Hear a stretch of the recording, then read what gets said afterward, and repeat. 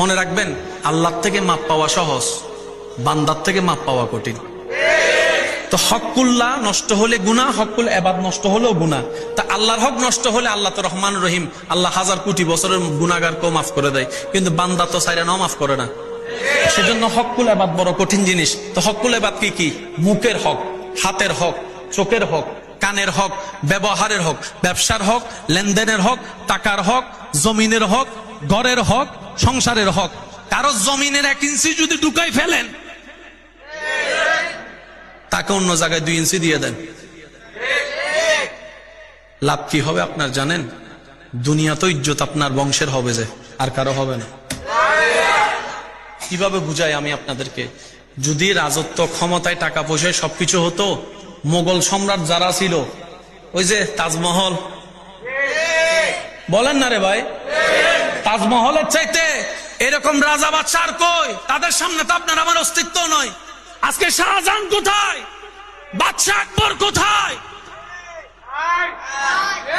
বুঝাতে পারছি কথা? সেজন্য ইজ্জত দিতে হয় রবের পক্ষ থেকে।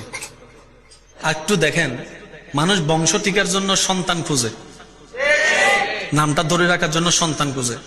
শাহজালালের, হযরত শাহজালাল রহমতুল্লাহ আলাইহি কোনো সন্তান নাই, কিন্তু সবাই ওনার নাম জানে, আবার ওনার জিয়ারতও যাচ্ছে।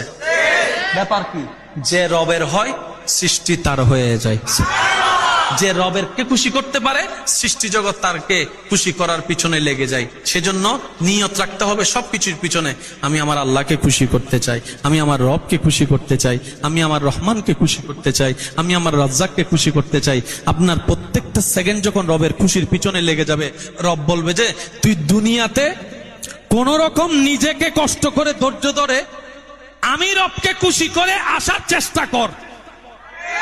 তুই দুনিয়াতে নিজেকে সেভ করে ব্রেক লাগাই স্বপ্ন চাওয়ার মধ্যে শয়তানের মুখে জুতার বাড়ি দিয়ে আমি রবকে সন্তুষ্টি করার চেষ্টা করে তুই কোন রকম কবরে আয়।